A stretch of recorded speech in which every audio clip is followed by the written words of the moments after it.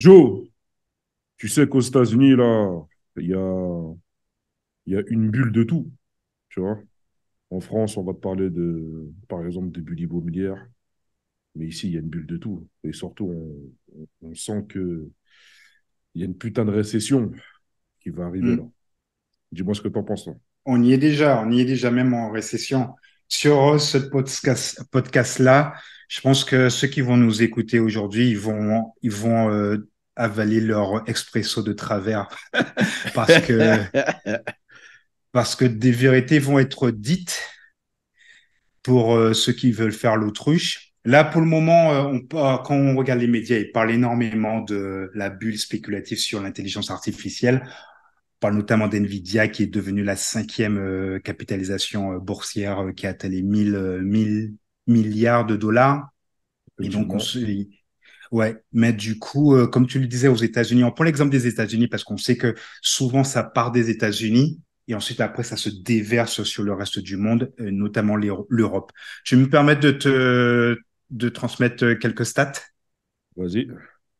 Yes. Donc, les bulles, comme tu disais, il y en a, tous les marchés financiers économiques sont touchés. Numéro un, l'endettement des ménages américains a atteint 17 100 milliards de dollars. Ça, c'est un record historique. Ah, j'avoue, Numéro 2, c'est 17 dingue. 100 milliards de dollars. Numéro 2, bulle numéro 2, c'est le niveau d'endettement hypothécaire aux États-Unis. Donc, en fait, c'est les crédits immobiliers. Ils sont à 12 000 milliards de dollars. Là aussi, on est sur un record historique. Et pour juste avoir une petite échelle par rapport à la crise des subprimes, qui était aussi une crise hypothécaire des crédits immobiliers, il faut savoir que c'était moitié moins. En 2017, c'était moitié moins qu'en 2023. Donc, regarde comment ça a fait énormément de dégâts, la crise immobilière aux États-Unis pendant de 2007 et pendant plusieurs années. Et là, aujourd'hui, on est en train de se rendre compte que la dette hypothécaire, elle a doublé par rapport à 2010, à 2007. Donc, on est à 12 000 milliards. Troisième bulle. Il y a 1600 milliards de dollars de dettes sous les crédits automobiles. Donc, ce sont ceux qui achètent les voitures, les SUV, les belles grosses caisses.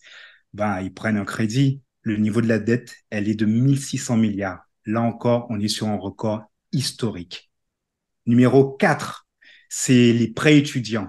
Ça, peu de personnes en parlent, mais quand ça va exploser, ça va faire mal. C'est le niveau d'endettement des familles ou des étudiants pour qu'ils puissent suivre leur parcours universitaire notamment. 1600 milliards de dettes en prêts étudiants. Là aussi, on est sur un record historique. Et le cinquième, c'est la dette totale sur les cartes de crédit. En fait, pour comprendre, c'est en Europe, en France, on parle de crédit revolving. Quand on a une carte, ça peut être la carte Auchan, la carte Fnac. Tu vois, ils te proposent de pouvoir acheter La plus connue, c'est LM. CTLM. Et c'est en fait, ils te donnent une carte pour pouvoir faire tes achats, mais derrière, donc sur la carte, il y a de l'argent, mais derrière, c'est que le taux d'intérêt qu'il y a dessus, c'est pas du 3%, hein. C'est énorme, c'est un taux qui a deux chiffres.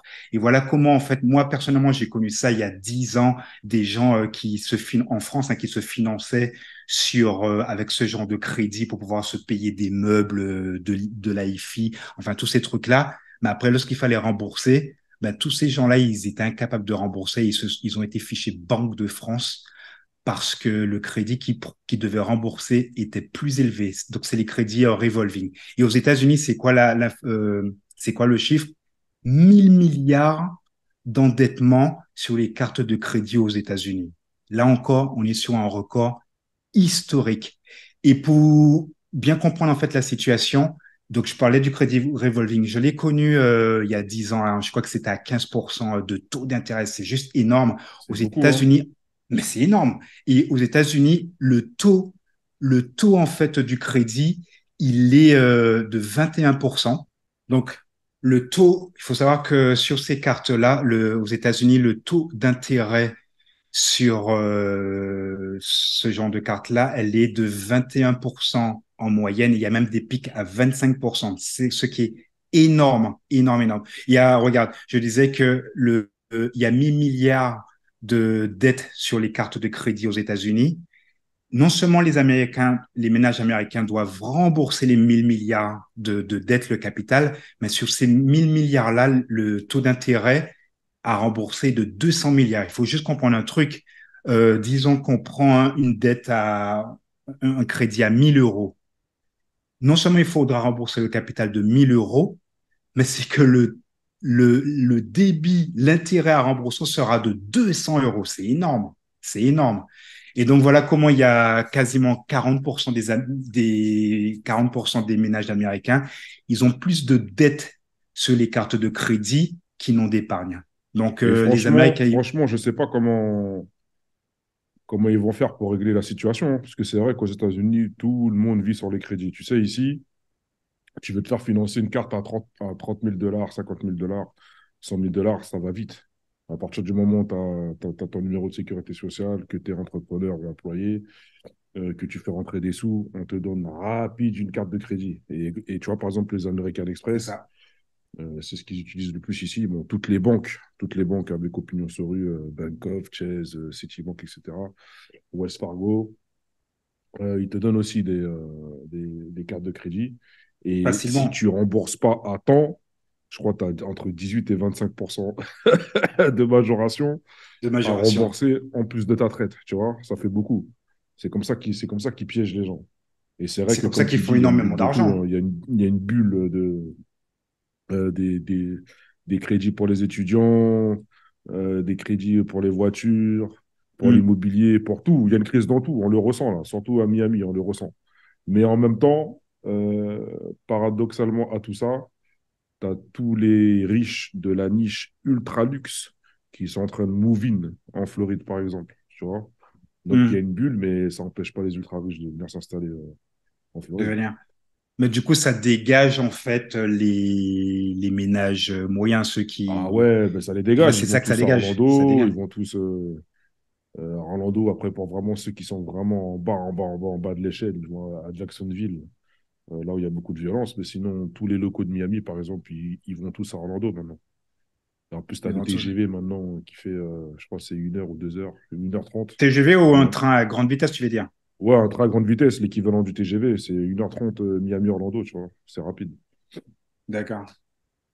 Donc, du coup, comme tu le disais, c'est que les Américains, la plupart des ménages américains, quand je parle, c'est bien sûr, je parle en général, bien sûr, il y a des gens, les riches, les ultra riches, bien sûr, ils voient, ils ressentent pas ça, mais tu vois, je parle vraiment de la plupart des ménages américains, comment est-ce qu'ils vivent, où ils souffrent même. Donc, c'est qu'ils ils vivent à crédit et le niveau de crédit devient de plus en plus gros et devient de plus en plus gras, si tu me passes l'expression. Voilà. Et même, regarde ce qui s'est passé avec le relèvement de la dette américaine. C'était au mois de juin. Mm. Juin, où Biden se battait avec le Congrès. La dette américaine, elle est déjà de 31 400 milliards de dollars. Mais comme les États-Unis commencent à être en défaut de paiement, ils ont dû batailler ferme pour relever le niveau de la dette et rajouter, attends, je l'avais noté, ils ont rajouté 1500 milliards de dollars de dette pour que les États-Unis continuent à payer leurs factures et payer les créanciers. Et encore, l'accord qu'ils ont trouvé les politiciens Biden contre le Congrès, c'est un accord qui leur permettra de payer les factures jusqu'à mars 2024. Donc, quand tu Et vois, on ne prend même pas en compte tout l'argent des Américains qui ont envoyé dans la guerre là, en Ukraine, pendant que les ça, femmes, oui, elles sont dans des poules parties, tu as les hommes qui vont servir de chair à canon là-bas. Et les Américains, là, ils commencent à être énervés de voir tout leur pognon partir mais bien sûr. dans une guerre qui est déjà, entre guillemets, perdue. Mais ouais, je te dis là, tu vois, par exemple, en revenant sur la niche des ultra-riches, tu sais Mhm. pourquoi là, ça s'est accéléré? C'est parce que là, l'État de la Floride a sorti une loi pour tous ceux qui doivent des pensions, on va dire, alimentaires à leurs ex-femmes et leurs enfants. Euh, Mhm. qui n'ont pas en charge, ben, si tu vis en Floride, ben, tu n'as plus le, t'as le droit de ne plus verser de pension Ah alimentaire. ouais. Donc, tu as tous les Ah mecs, ouais. ils sont là, massifs. Ah ouais, ils arrivent fort, fort, fort. Un autre délire à Mais l'américaine, ça. ouais, bon, en tout cas, moi, quand je regarde le SP 500 Mhm.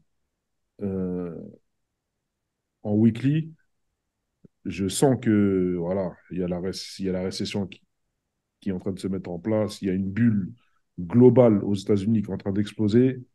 T'as des traders et investisseurs qui sont réputés pour être de vrais génies qui sont déjà en train de vendre massivement avec effet de levier en plus.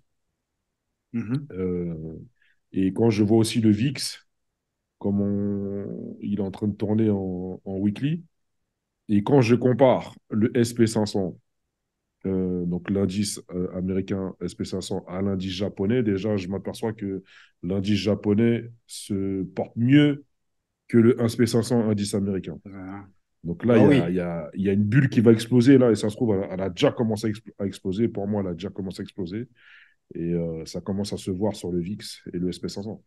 Enfin, mais c'est clair, regarde, qu'est-ce que je vais dire?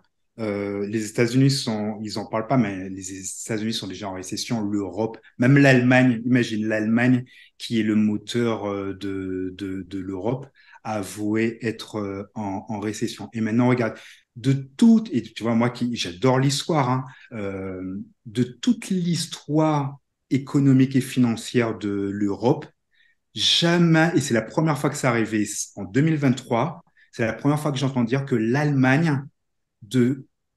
Est-ce que l'Allemagne n'est pas en train de devenir le maillon faible de l'Europe? Mais Mec, bien sûr, l'Allemagne, on lui a coupé le gaz c'est la relié première directement fois que à la j'entends Russie. ça. Et il y a eu le gaz, il y a aussi leur industrie. Le problème avec l'Allemagne, c'est quoi? C'est que Ouais, ils mais sont forts leur industrie, elle était dépendante du gaz de la Russie. Leur énergie, de... leur production d'énergie, elle était indépendante de la Russie, mec. Donc l'énergie, Dès qu'ils ont coupé Nord Stream, ça y est, terminé. Terminé sous le monde béton. l'énergie, leur industrie qui est vieillissante parce ils n'ont pas encore basculé vers les économies, comment on appelle ça, 2.0, 3.0, ils n'ont pas encore de champions. Tu vois, Mercedes, ils ont Mercedes et BMW. Dans l'industrie automobile, ce sont Bosch. les champions allemands. Mais tout ce Hmm. qui est technologie, nouvelle technologie, l'Allemagne n'a pas encore basculé dans ce domaine-là. Il commence à avoir énormément de retard. Donc là, maintenant, Effectivement.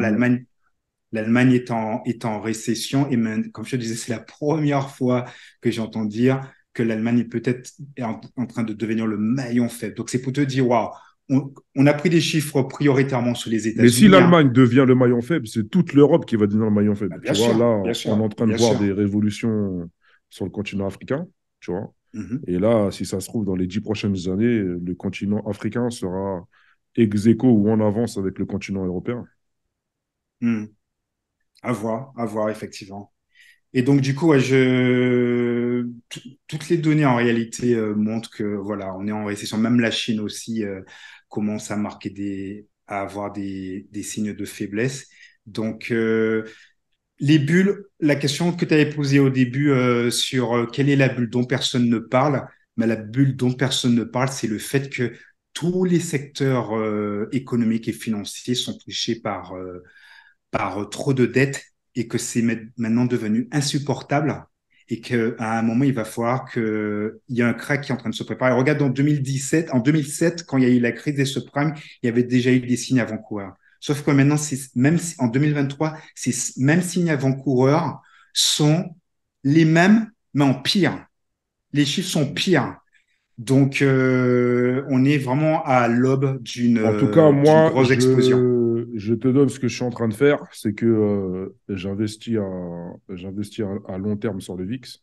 Parce que quand il y a Mhm, de la volatilité, ben, le VIX est un peu corrélé avec le SP 500, tu vois. Donc, d'un côté, euh, au niveau trading, ben, je trade à la baisse le SP 500. J'ai eu la même lueur que Michael Ferry. mhm, Je crois il y a Bill Acknam aussi, qui est en train de sell avec effet de levier le SP 500. Et de l'autre Mhm. côté, j'investis à long terme sur le VIX, parce que les deux sont corrélés quand il y a quand il y a de la volatilité. Et concernant les voitures électriques aussi, il y a, il y a des problèmes. Et par contre, l'intelligence artificielle, l'IA, pour toi, il y a une bulle ou pas? Très bonne question. Ben, je vais pas inventer la réalité, hein. C'est que clairement, il y a une bulle. Regarde, il y a énormément de personnes. Tu vois, je sais que quand je vois des commentaires sur, par exemple, ta chaîne YouTube, des personnes qui disent que, ou même moi, quand on me demande, hein, oui, maintenant, mais après Nvidia, maintenant, je vais acheter des actions qui sont dans l'intelligence artificielle. C'est le moment d'acheter. Et les gens, ils achètent tout et n'importe quoi. Et pourquoi est-ce que, en réalité, oui, on est d'accord, toi et moi, qu'il y a une bulle, c'est que tout augmente, toutes les valorisations des entreprises augmentent vite, mais très vite et trop rapidement. Non, je voulais dire très haut, trop haut et trop rapidement. Mhm. C'est pour ça, en fait, regarde Nvidia par exemple, on n'a pas le graphique sous les yeux là, mais je l'ai regardé un peu plus tôt dans la journée. Le truc qu'il est monté. Moi, je sais que j'ai mangé énormément grâce à Nvidia. Bien sûr. J'ai coupé il y a quelques mois, juste avant que ça puisse remonter encore en puissance. J'avais bien mangé parce que je l'avais acheté en 2020 et je crois que j'ai fait du 500 au plus 600 au minimum sur Nvidia et j'ai coupé juste avant que ça remonte encore plus haut, mais c'est pas grave. Mais c'est que regarde, en peu de temps, Nvidia est monté. Attends, j'ai quelques chiffres en fait sur le ratio. Attends, je referme ça. Ça s'appelle le ratio, si je le retrouve, le ratio court-bénéfice. Le ratio court-bénéfice d'NVIDIA est de 211, c'est insensé. C'est insensé. Que j'explique en fait ce que c'est ce ratio court-bénéfice. C'est que quelqu'un qui veut acheter une action NVIDIA, qui est montée très, très, très, très fort ces derniers mois, en 2023, il devra payer 211 $ pour pouvoir bénéficier d'1 $ de bénéfice. C'est ça le ratio court-bénéfice bénéfice veut dire. Sur Nvidia, qui est un champion effectivement de l'IA, et soit dit en passant, quand des personnes demandent est-ce qu'il faut acheter Nvidia parce qu'ils sont montés forts, non, non, évitez. Trop tard. Il est Il trop tard, faut, gars. C'est, il c'est, fallait être présent bien avant. bien avant. Regarde, moi, je suis L'ignorance coûte rentré cher. on était rentré en 2020, regarde ça. Mais c'est incroyable, les gens, c'est quand c'est déjà devenu trop haut, un peu comme le 3 ans plus Bitcoin, tard. c'est quand c'est devenu trop haut que les gens, ils veulent l'acheter au plus haut. Et donc, du coup, Nvidia, je disais, pour que les gens puissent bien comprendre avec des chiffres à l'appui, s'ils n'ont pas vu le graphique, et je les conseille d'ailleurs de regarder le graphique sur les 3 dernières années, de voir comment, en quelques mois, en 2023, c'est monté trop fort, trop, trop, trop fort. Et au niveau des ratios, donc celui qui est important, c'est le ratio court-bénéfice. Il est de 211 $ et ce que je qualifie d'insensé, c'est que pour bénéficier, donc il faut débourser 211 $ pour acheter l'action. Il faut payer 211 $ pour acheter une action Nvidia pour Mhm. espérer bénéficier d'1 $ de. C'est rien. Alors qu'en C'est fait, rien. les sociétés qui sont dans le même secteur que Nvidia, leur ratio court-bénéfice est de 19. Il est de 19, 19-20. Et tandis que Nvidia, il y a 211. Donc, il est complètement décorrélé. Tant mieux pour ceux qui ont acheté Nvidia quand c'était bas, ils ont pris de l'argent et les PDG, les propriétaires d'Nvidia, ils ramassent énormément d'argent. Mais en fait, il faut savoir un truc, c'est que sa valorisation est tellement décorrélée, il suffit que dans l'avenir, une petite mauvaise nouvelle soit annoncée par Nvidia pour que l'action chute, mais très fortement, très fortement. Donc, de grâce, n'achetez pas Nvidia, non pas parce que c'est une société bien sûr qui est très qualitative et qui est en train de dépasser, en train d'écraser Intel et en train d'écraser AMD. Mais vraiment, pourquoi il faut pas investir sur Nvidia? parce que sa valorisation, elle est déjà trop haute. Elle est parfaite, sa valorisation. Vous n'allez pas pouvoir faire profiter de plus-value supplémentaire avec Nvidia, ou très, très peu. Donc voilà Effectivement, pour répondre à ta question. l'ignorance coûte cher et il aurait fallu investir en 2020. En plus, 2020, c'était facile d'investir. Quoique Bien tous ceux sûr. qui voulaient s'inscrire sur des brokers à ce moment-là, il y avait une file d'attente de 5 000 à 10 000 clients Oui, je sur me les rappelle brokers. avec De Giro, Mais entre autres. tu sais que il y a aussi un autre problème aux États-Unis, c'est que il y a presque pas d'innovation. Tu vois, mis à part OpenAI, qui en vérité existe depuis longtemps. Les investisseurs, ils ont plus tendance à investir sur ce qu'on appelle les copycats. Tu vois, ils investissent sur les copieurs Les copieurs, ouais. d'innovation, mais sur ceux qui innovent même, il n'y a pas d'investissement. Donc c'est pour ça que ça part en couille aussi. T'as Il y a, pas, il y ouais. a très peu d'innovation, et si jamais il y a de l'investissement dans l'innovation, ils investissent sur des sociétés qui copient des innovations. Hmm. Donc il n'y a que des copycats, tu vois. C'est comme la musique et les films, tu vois. C'est la même chose. Et Exact, c'est les mêmes. ça aussi, c'est un très, très, très gros problème. C'est pour ça que les États-Unis, ils sont en train de. Moi, j'ai l'impression que voilà, le ralentissement, là, il est trop excessif, là. Et pourtant, à l'époque de Trump, Et pourtant, il n'y ils avait disent pas le ce contraire. ressenti, là. La récession, elle est là. On parle des États-Unis, mais c'est aussi le cas dans plusieurs pays, Chine, Europe. Mais regarde, Ouais, mais et est-ce que lundi japonais, il se porte bien. il se porte mieux, ouais, juste quelques pays, mais dans la majorité, ouais. Mais regarde, et est-ce qu'ils parlent de ça dans les actualités, qu'on est en récession, que c'est trop Jamais. excessif? Oui, oui, Jamais, oui, non. parce que oui, mais c'est pas. En fait, là, l'actualité, c'est plus ah, Trump fait face à 400 ans de prison. Ah, est-ce Hmm. que Trump va se euh, Représenté? représenter? Est-ce que Trump pourra être président tout en étant en prison? Voilà, c'est que ça que tu vois à la télé. Ouais. Après, c'est plus des faits divers. Tu vois, il y a beaucoup de relatation de faits divers. Mais sinon, c'est est-ce que Trump va aller en prison? Trump fait face à 400 ans de prison. Il n'y a que ça, tu vois. Et puis après, tu as les. De toute façon, tu as vu, t'as Fox News, CNBC, CNN, tu vois, ils sont un peu en guéguerre. Mhm. Mais voilà, les sujets principaux sont les suivants, les faits divers, Trump, et puis ils vont parler un petit peu de la guerre, et puis c'est tout, hein. Et, Ouais. Mais ça parle pas de récession. Je non, pense ça que parle pas d'American Express. Ça parle pas de taux d'intérêt de 18 à 25% si tu rembourses pas ton crédit. Tu vois, non, non. donc tu as l'impression que En tout. général les entrepreneurs sortent mieux que les salariés. Mais, par exemple, les entrepreneurs qui sont dans, dans la restauration, là, ça commence à être difficile. Les gens, ils vont de moins en moins au restaurant. Là, à Miami, là, il y a 2 gros restaurants qui ont fermé, par exemple. Mhm. Tu vois?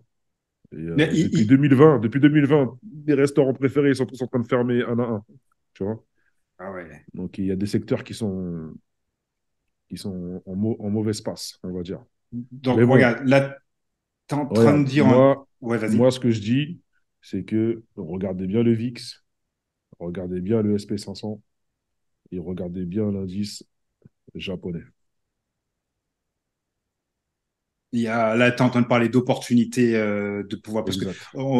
c'est clair. Et on avait aussi noté, juste avant de dire comment est-ce qu'on peut tirer profit de la bulle financière. Parce que quel que soit le moment, qu'on soit en bullish ou qu'on soit en bearish, il y a toujours des poches d'opportunités. Il y en aura toujours. Donc, avant d'aborder la partie de comment est-ce qu'on peut en tirer profit, je voulais juste rebondir sur quand même un point parce que c'est important qu'on puisse en parler. C'est que, regarde, tu, tu dis en fait que les actualités T'as l'impression en fait que les actualités, quand on regarde la télé, quand on entend les politiciens, tout est bien dans le meilleur des mondes, que l'inflation est sous contrôle. C'est Mhm. ça qu'ils disent, l'inflation est Mhm. sous contrôle. Mais en réalité, la question que j'ai envie de poser, c'est que un ménage, donc je parle d'une femme, un homme et des enfants, des familles, qu'ils soient européens ou américains, est-ce que eux, ils se sentent plus en sécurité en 2023 qu'en 2020? Est-ce que ces mêmes Euh, personnes-là, ils gagnent plus non, d'argent en 2023 qu'en 2020? non, parce que les Américains, ils ont, en tout cas, je vais parler des Américains, ils ont touché leur Mhm, chèque stimulus, ils ont tout dépensé dans le luxe sans, sans essayer d'investir avec, et ils sont tous mhm. en chien. Et là, du coup, Malgré leur or, gros salaire, hein. C'est parce que le coût de la vie a augmenté. ouais, c'est vrai. Et donc, du coup, voilà, c'est que l'inflation, elle est là. On nous dit que c'est sous contrôle, alors qu'en fait, on sait très bien que maintenant, il y a de plus en plus de familles ou de personnes individuelles qui ont du mal à joindre les deux bouts. Et il y a Si les c'est BRICS, il y a les BRICS qui vont faire mal aussi au dollar. ça, effectivement, ça, c'est un avenir encore plus Ouais. incertain, quoi. Là, je crois qu'il y a eu le sommet il y a 2 jours, là, si je ne me trompe pas. J'ai pas bien suivi, mais je crois qu'il y a eu le sommet, là. Mais en tout cas, voilà, Il- les on est BRICS, quel jour? monnaie Ouais, indexée sur l'or, échanges commerciaux, achat d'énergie entre BRICS, ça va faire mal. ça va faire très mal. Et je te Donc, dis même pas l'avalanche qu'il va y avoir quand il y aura le dollar numérique. Ça va être quelque chose aussi. ça va être un autre point, ouais. Ben, du coup, c'est le bon moment de parler parce qu'on a parlé de la vérité. Je disais qu'il y en a, quand ils vont écouter ce podcast-là, je pense que s'ils boivent un expresso, ils ont dû l'avoir de travers parce qu'effectivement, la réalité, elle est très, très, très noire si on ne met pas en place des choses pour pouvoir s'en sortir. Parce qu'en réalité, si 2020, c'était déjà dur pour des millions ou des milliards de personnes, 2023 et le reste, ça va être pire. Donc, c'est le bon moment, en fait. Faire l'autruche, se dire que tout va aller bien, c'est vraiment suicidaire. C'est être complètement irresponsable. En tout C'est cas, moi, maintenant ouais, qu'il vas-y, faut continue. faire, c'est maintenant juste, c'est maintenant qu'il faut mettre en place des choses, profiter, identifier les opportunités qu'il y a pour pouvoir augmenter ses revenus et aussi protéger son patrimoine. Alors, je pense que ça va être de plus en plus difficile si les gens ne vont pas voir ailleurs ce qui se passe pour protéger son capital. Parce que tu vois, là, Mhm. à Hawaï, en Grèce, en Californie, au Canada, je ne sais pas comment ça se fait, mais tu as des maisons qui brûlent de manière chirurgicale euh, sans que la végétation qui entoure la maison ne brûle. Alors, tu as Mhm. des vidéos, je ne sais pas si elles sont fake ou si elles sont vraies, avec des lasers qui sortent du ciel et qui tapent les maisons. Effectivement, on s'aperçoit que les maisons brûlent de manière chirurgicale, mais les jardins ne brûlent pas, mais la maison brûle. Tu vois? Donc, est-ce qu'ils sont en train de mettre en place l'œuvre de Klaus Schwab, c'est-à-dire vous ne posséderez rien et vous serez heureux? Alors, est-ce qu'ils sont en train de Mhm. faire des tests pour voilà, détruire des maisons, racheter des terrains, refaire de l'immobilier, mais l'immobilier uniquement pour louer et pas pour acheter et être propriétaire? Voilà, donc il y a des choses bizarres qui se passent. Il y a un truc bizarre. Et à un moment donné, pour faire face à cette attaque de politiciens, ben, il faut apprendre à faire de l'oseille et il faut voyager, voir ailleurs, si c'est pas mieux d'investir. En fait, il faut regarder quelle zone géographique ne va pas être attaquée par ces politiciens si c'est une attaque, pour Mhm. pouvoir mettre son argent dans l'immobilier. Parce que moi, je vois des trucs, je ne sais pas si tu as vu les vidéos, hein, mais je regarde à Hawaï, la maison de Jeff Bezos, ça n'a pas brûlé. En fait, les maisons des célébrités n'ont pas brûlé. Il y a d'autres maisons qui J'ai ont vu brûlé, quelques mais vidéos uniquement comme la ça. bâtisse, hein. Le jardin qui est autour, les pissenlits, les roses, tout ça là, ça n'a pas brûlé. Tu vois. C'est J'ai vu pareil des en vidéos comme Californie, ça. c'est pareil en Grèce, c'est pareil au Canada. Donc, il faut aussi voyager et voir si l'herbe n'est pas plus verte ailleurs. Et surtout, moi, je pense que pour se protéger de tout ça, en termes d'investissement immobilier, il faut se diriger vers des zones géographiques qui seront préservées par, entre guillemets, les élites. Tu vois. Mhm. L'importance de se diversifier géographiquement. Ben, c'est J'étais clair. C'est vrai que effectivement des poches d'opportunités, des opportunités, il y en a partout, il y en a énormément surtout. Mais en tout cas, euh, ce que moi j'avais noté comme opportunité, c'est première chose, premier truc, c'est de casser le schéma mental que la plupart des gens ils ont. Ça fait déjà depuis nos parents, nos grands-parents, nous devenus adultes, on nous sort que ce soit si on est employé, nos patrons, enfin j'ai plus de patrons, les patrons, les politiciens, les banques qui disent à la majorité de la population qu'il n'y a pas d'argent de disponible pour eux, ou encore il n'y a pas d'argent à partager avec eux. Et du coup, voilà comment ben, après, ils se disent dans leur tête que, ah ouais, ben, il y a moins d'opportunités. Il faut juste casser ça. C'est faux. C'est faux. Il y a énormément de choses à faire. L'argent est partout. Il faut juste savoir où est-ce que il faut le récupérer. Je ne parle pas de voler, hein, je parle de, par des investissements intelligents, de pouvoir savoir où mettre son argent et quand il faut aussi prendre C'est ses profit. profits. Je vais pas trop, ses profits. Je vais pas m'attarder. Juste une petite parenthèse. On regarde 2020, 2021, c'était une excellente opportunité pour pouvoir investir sur les biotech. Mm. Et du coup, d'ailleurs, on a fait énormément d'argent sur les biotech. Ah Mais ouais, après, 2020, maintenant, c'était parfait pour les biotech. 2020, C'était 2020, en c'était pleine excellent. crise sanitaire.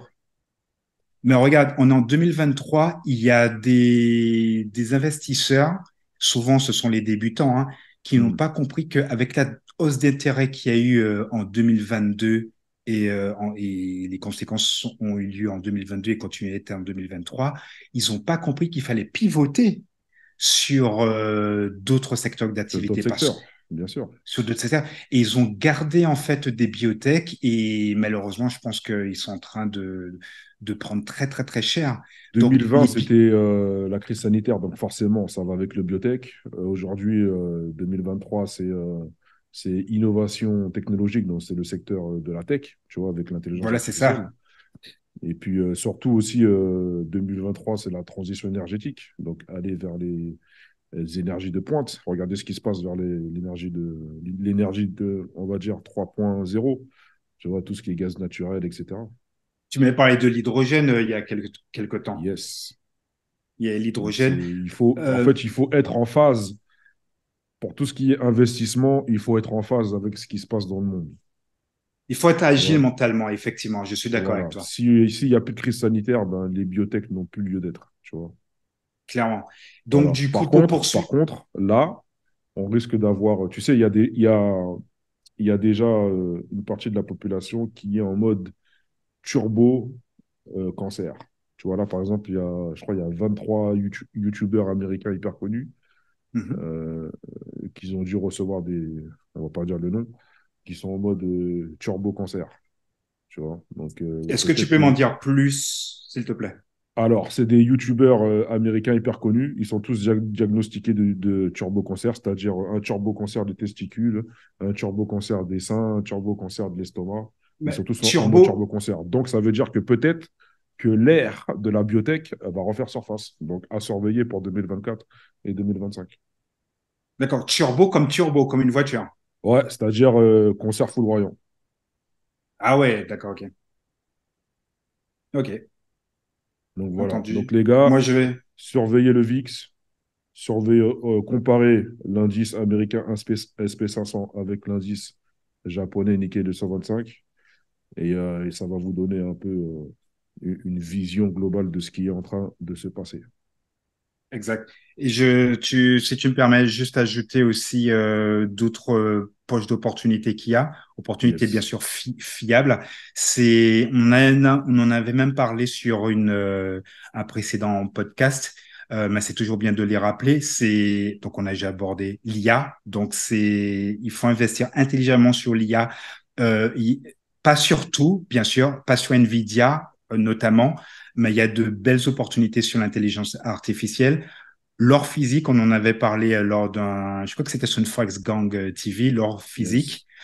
les biens immobiliers stratégiques. Donc là, je parle d'actions. Il y a des actions qui, notamment quand on pense à Amazon, ils ont besoin d'avoir des lieux pour pouvoir stocker des data centers, voilà, plus précisément des data centers pour pouvoir héberger toute leur infrastructure informatique, tous les réseaux, donc Amazon, Facebook, maintenant avec l'avènement de l'IA, donc il y a besoin de plus en plus de data centers. Donc c'est ce qu'on appelle des biens immobiliers stratégiques et il y a des actions qui performent, on va pas les citer parce qu'on on peut pas là, mais il y a des actions qui performent et qui sont sur le secteur des biens immobiliers stratégiques.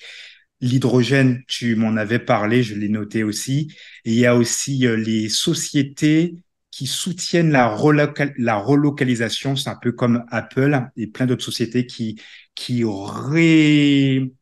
comment dire, qui reprennent en fait leur centre de fabrication en Chine pour pouvoir le faire revenir dans des pays plus sûrs comme les États-Unis ou l'Europe, parce qu'ils se sont rendus compte qu'ils étaient trop dépendants de la Chine.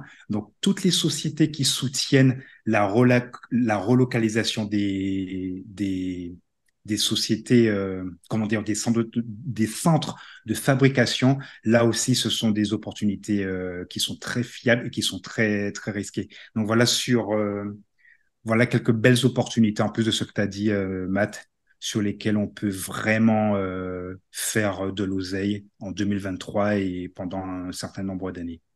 Voilà. De toute manière, si vous voulez avoir accès à ce genre de portefeuille, allez en dessous dans la description, il y a tous les liens qu'il vous faut pour avoir accès à ce genre de portefeuille, le portefeuille du Forest Gang.